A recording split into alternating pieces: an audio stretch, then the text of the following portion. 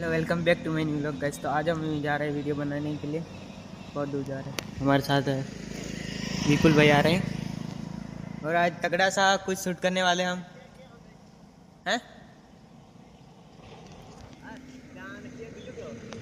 बस आज कुछ तगड़ा सा शूट करने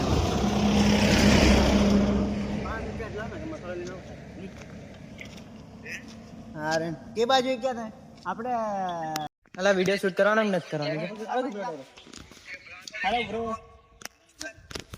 હેલો બ્રો, અમે આવી ગયા છે। આ મસ્ત અહીં ડુંગળી છે। લોકેશનની વાત કરીએ, એક નંબર છે વંદીલી ગામમાં। આપણે ડુંગળી ફળી છે, અહીં એક નંબર આવી ગયા છે। ये रहा हमारा दोस्त, बाल सेटिंग करवावे हो लोग। हाँ तेरी ऐसे मत कर यार।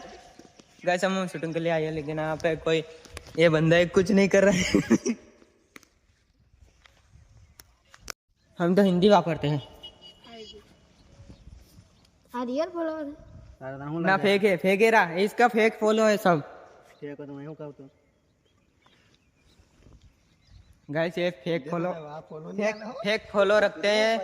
ये बीच वाला ब्लैक शर्ट वाला ये फेक फॉलो रखता है। 45 के कर दिया अब इसने, और बहुत हवा में उड़ रहा है अभी। ये 45 के होने के बाद बहुत वो कर रहा है। हम भी बहुत जाएंगे वहां तक, लेकिन सेटिंग कर